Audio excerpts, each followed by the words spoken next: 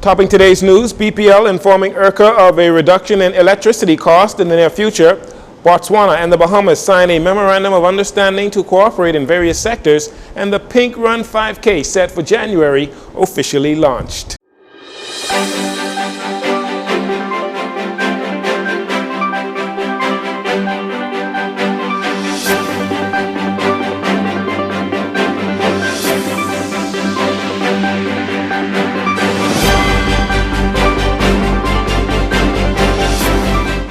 Good evening, Bahamas. I'm Jcn Saunders. This is your Jcn Evening News. It is a pleasure to have you join us.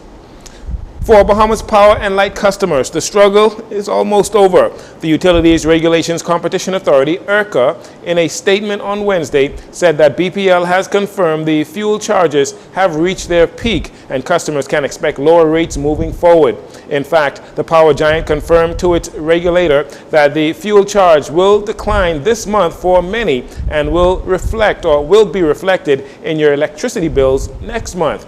In October 2022, BPL announced an initiative to increase its fuel charge to reflect the rising cost of fuel and to clear some of the outstanding debt it owed on prior fuel purchases. Well, that increase, that did not sit well. That sparked outrage among consumers, many of whom reported the doubling and tripling of electricity bills. ERCA noted that it has received an increasing number of complaints from customers about BPL and the high electricity bills, and as a part of its remit as the regulator, ERCA has been monitoring the situation. ERCA contends that electricity is a basic necessity that should be affordable and remain concerned about the impact of high electricity bills on customers and the economy. By March of 2024, BPL is expected to have paid off its outstanding fuel debt, meaning by March of next year, bills are expected to only reflect the actual cost of fuel used in supplying consumers.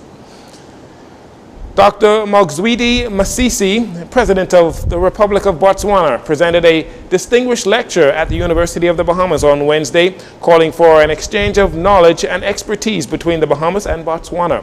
President Masisi, in presenting on the topic strengthening democracy to develop the next generation of leaders, asserts that democracy, which he describes as one of the least evil governance strategies, must be protected from forces that try to undermine the process. Inspired by the new constitution, the founding fathers, and particularly our founding president of our new republic, Cesar Zakama, laid down the foundation of our democracy based on 4 core principles: democracy, development, self-reliance, and unity.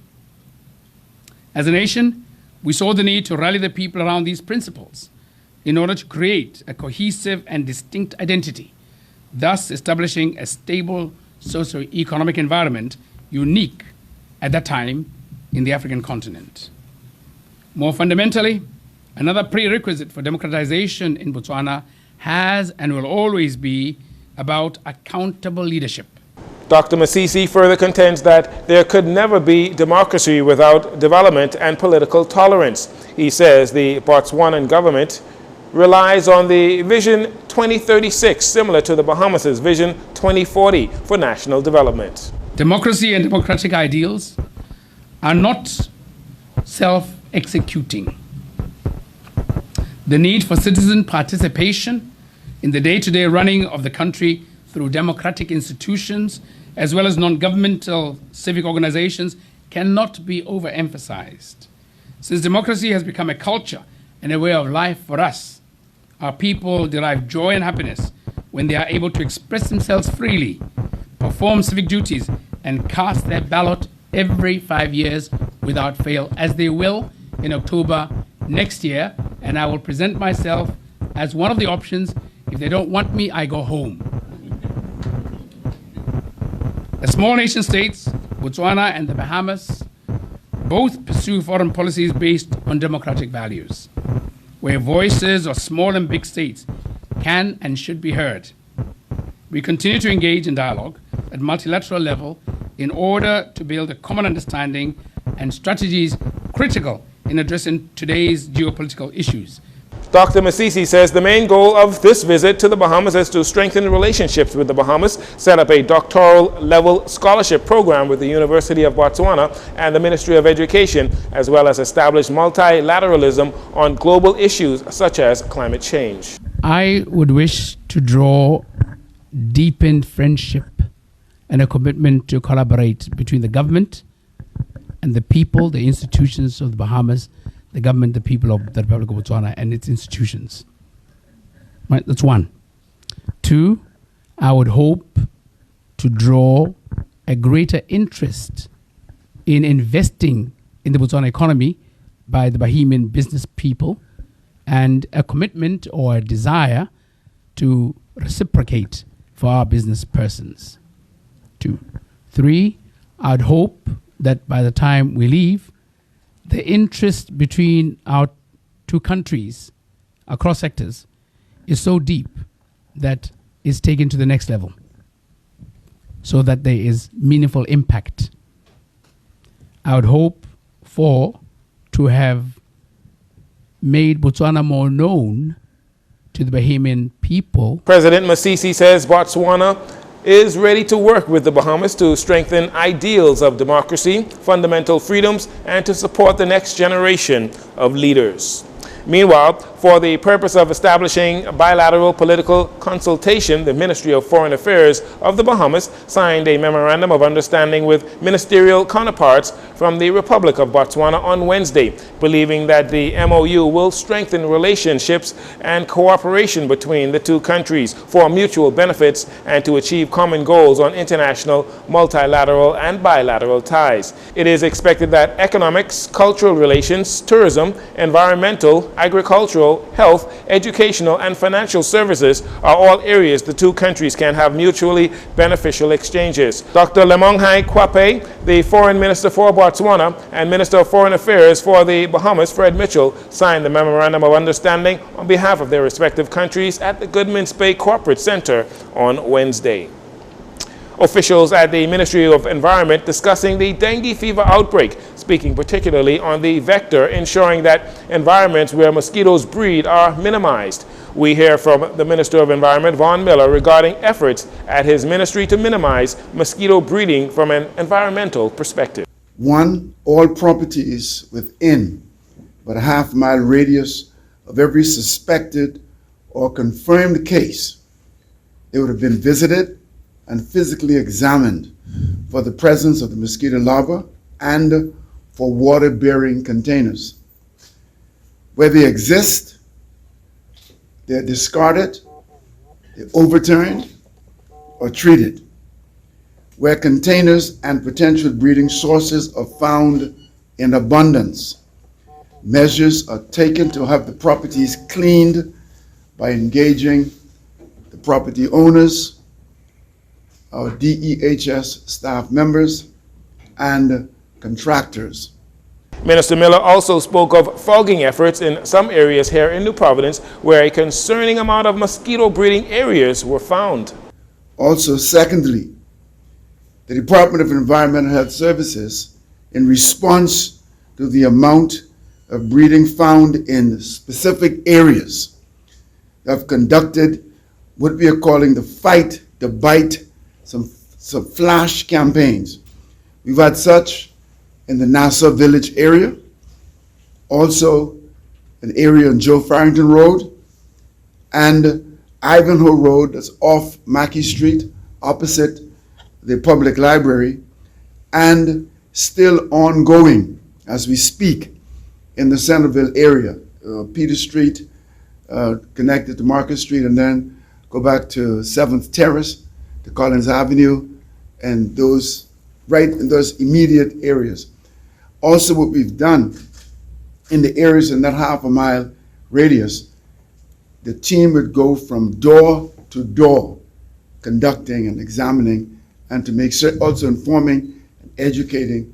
Meanwhile, Dr. Felice Balfour Greenslade, a medical officer responsible for surveillance unit at the Ministry of Health, expanding on the surveillance efforts that monitor the trend of dengue fever cases within the communities. We interact very closely with the Department of Environmental Health in that Once the unit is made aware of a suspect case by a healthcare provider, we get that information directly to the Department of Environmental Health, including all that I'd mentioned before, and specifically a very detailed address. Because what happens once DHS gets this information, they will actually go to that address, confirm that this is where the person lives, pinpoint it for the sake of GPS location, and we will be using that going forward for mapping so that we can actually look at a dynamic map that will feature the progression of the illness within the country, give us some ideas in terms of the actual demographics that are involved, susceptible populations. Dr. Balfour Greenslade said the Department of Environmental Health Services and the Geographical Mapping Department will soon be able to show how the disease is moving, starting from the very first case. And finally, in this segment, many members of the media were caught by surprise this week after learning that the popular weekly cabinet press briefing may be a thing of the past. On Monday, Italia Clark, press officer in the Office of the Prime Minister, sent a notice to media houses informing that moving forward, the cabinet briefing on Tuesdays and the Office of the Prime Minister press briefing on Thursdays will be combined in a single, more comprehensive weekly briefing event to promote efficiency. Free National Movement Chairman Dr. Dwayne Sands, in a voice recording on Tuesday, accused the Davis administration of engaging in old-school PLP censorship.